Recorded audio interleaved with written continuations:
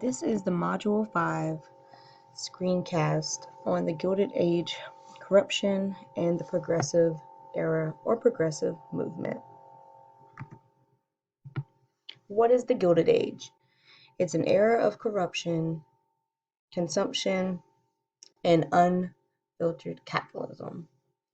But it is more useful to think of this as modern America's formative period, when an agrarian society of small producers were transformed into an urban society dominated by industrial corporations.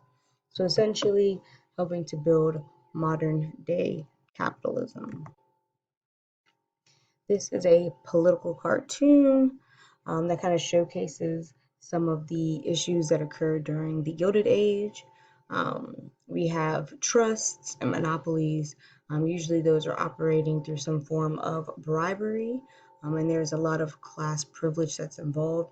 And so, as you kind of peer through or complete your assignments, you will be able to notice that bribery that I'm discussing right now. We have a time period called the Progressive Era, which attempts to fix those issues that happened during the Gilded Age, a lot of the corruption that was occurring, finding a way to make sure that everyone is represented, including the little people. So you have the idea that those issues could be fixed through reform, and those reforms could be pushed by a good leader. So if we have the right government leadership, that we would be able to see these transformations. And that will eventually lead us to looking to 3 different presidents, which we'll get into later. All right, so a Gilded Age problem. We have robber barons. So these robber barons essentially are using things like bribery and other unethical methods to get rich or expand their wealth. The progressive solution of that is that we have what's called muckrakers. So we have these writers or political cartoonists that expose the corruption that's going on. Then we also develop antitrust and anti-monopoly laws to ensure that the monopolies that robber barons are utilizing can no longer take over and harm small businesses. So again, more political cartoons. The one that you see on the right is slightly a little bit blurry, but essentially you have all the working class people holding up the wealthier class, and they're just sitting on bags and loads of money and resources, goods that barely trickle down to the working class, even though they're doing primarily the hard labor that is needed to make those robber barons wealthy. And so again, we have their face being represented a lot of times by money bags, and oftentimes we have their bodies being extremely heavy set to represent wealth and prosperity. So again, more political cartoons.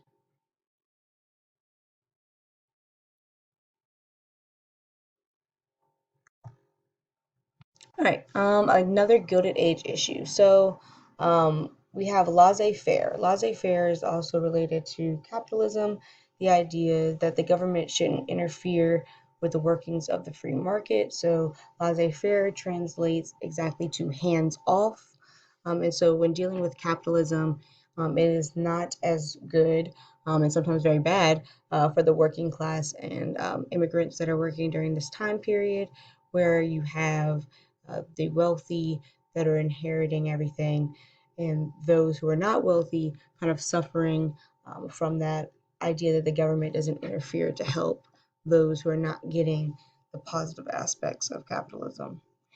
There is a progressive solution to this. One example, right? So this is not the, fix all, but at the end of the day, we have what's called the gospel of wealth. And so this idea that the wealthy have this responsibility of philanthropy, so to help immigrants and to help those who are poor, mainly in this case, poor whites, to try to at least give them an opportunity to have some type of opportunity to get into the playing field, but at the same time, not giving them too much, but again, just finding ways to help the community. So this is a political cartoon of big business. It's showing you all the different trusts that they have. So copper trust, Standard Oil Trust, steel trust, and so continuing on with how these individuals again are extremely heavyset, and they are controlling the government because at this rate they're most likely paying individuals in the government off to try to keep them in the position that they have, right? So they don't want any small businesses coming up trying to take over. They want to be able to monopolize all of these particular resources. So that leads us into another Gilded Age problem, monopolies and trusts. So monopolies essentially have the exclusive possession or control of the supply of or trade in a commodity or service. When a corporation eliminates its competition, essentially it's bad for small businesses. So they have the opportunity to charge less for something because they have more money. So if a smaller business might say, hey, we're able to drop down selling these tires for, I don't know, $10, right? And then all of a sudden the monopoly will come in and say, oh, well, no, we have the opportunity to sell them for 5. Of course you do. So with that being said, it creates an issue for those small companies and small businesses because they can't afford to drop any lower in order to still make a profit, right? Trust. So monopolies took several organization forms, including what we know as trusts or stock. So essentially, in this case, it's protective high tariffs, unregulated immigration, and inflation. So that unregulated immigration is not saying, hey, we want everybody to just bum rush, coming into the country, but essentially by having immigrants, those, monopoly robber baron individuals, they have the opportunity to pay those immigrants less, right? So they want to have the opportunity for immigration because it gives them cheaper workers, right? Cheaper laborers.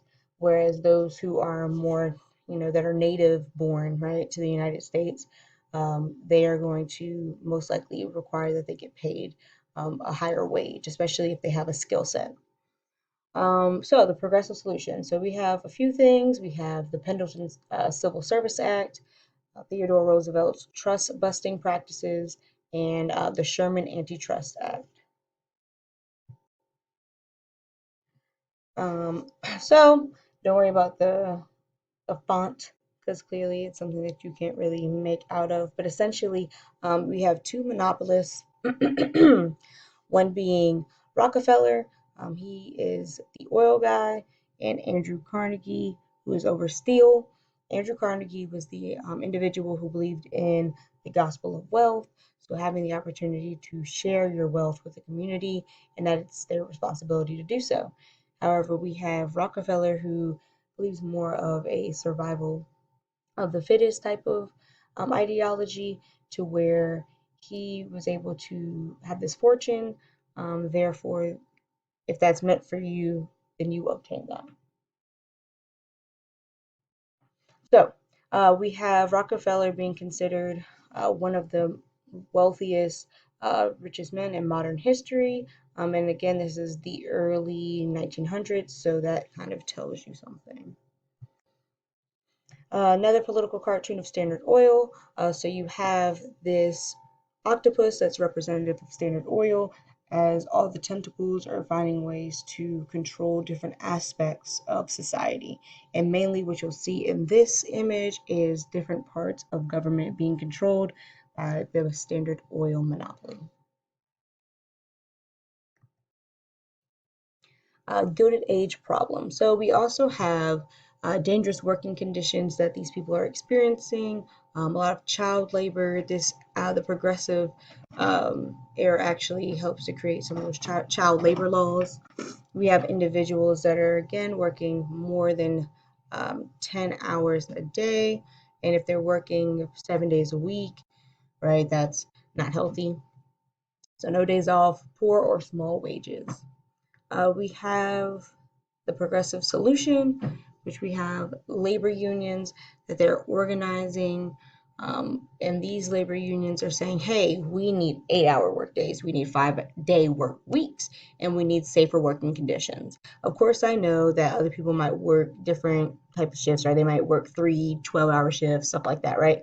But at the end of the day, most of likely it's not going to exceed 40 hours. And if it does exceed 40 hours, most likely you'll be compensated for that, right? That you can get overtime for that. Whereas at this day and age, in the Gilded Age era, that's not the case.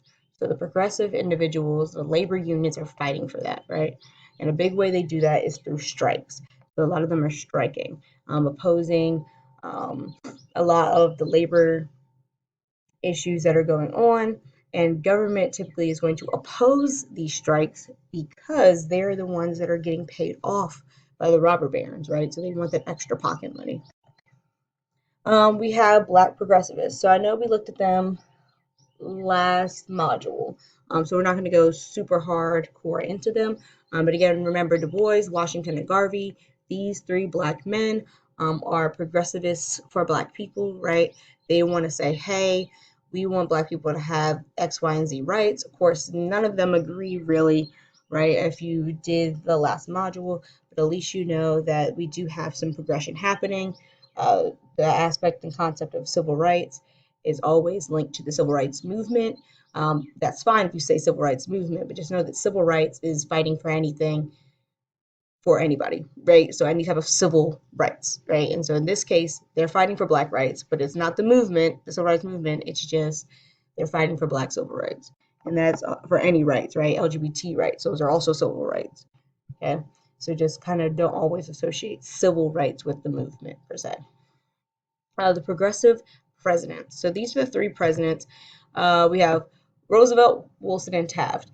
We'll get more into them once we get into imperialism. Even though these three presidents, in America's eyes, have been very beneficial to kind of creating an opportunity for some working class people to have opportunities. They are huge imperialists, and they go abroad and try to control a lot of outside nations, which creates a lot of conflict for us later on. So, a lot of unnecessary wars and things like that, battles and such. Also, too, it disrupts a lot of the natural things that were going on in those nations before we stepped in. Progressive era amendments. So we have the 16th, 17th, 18th, 19th. Mainly, I want to just look at the 17th right now, just saying, hey, we have 1913 provided for the direct election of U.S. senators, so we need to vote for these individuals. The idea of the 18th Amendment prohibition, we'll look at that in a later module that focused solely on some social aspects. The 19th is women's suffrage, and we have again the 16th, which gives Congress the power to tax income. So that's the whole, all those different, if you work, right, all those different things that take money out of your check, right, that's that. So put in the 16th Amendment. All right, and then this should be the last slide. We have 5 goals of the progressive movement. So number 1, promote the use of antitrust bills and build labor unions to destroy the monopolies of the Gilded Age. So for example, the Sherman Antitrust Act. Number 2, reform education. That's a huge push. We have a lot of people reforming education at this time. That's where we get the whole Dewey Decimal System and everything like that. Number 3, reforming health and food, right? So food was disgusting as I don't know what at this time period. Upton Sinclair helps to fix that by exposing all the nasty food conditions, which pretty much helps us to create the Food and Drug Administration. Number 4, equality for women. So early feminism, which in this case looks like voting rights. Women have a lot to do with the prohibition of alcohol. They want to cancel out alcohol because their husbands were beating them and it was causing issues and crime. So they said, get rid of alcohol. And then number 5, solve the race problem. So we have progression for Black people. In this case, it's being spearheaded by Washington, Du Bois, and Garvey. And then lastly, again, we have the Harlem Renaissance, which we will get into once we look at those social aspects. All right, this is the conclusion for Module 5.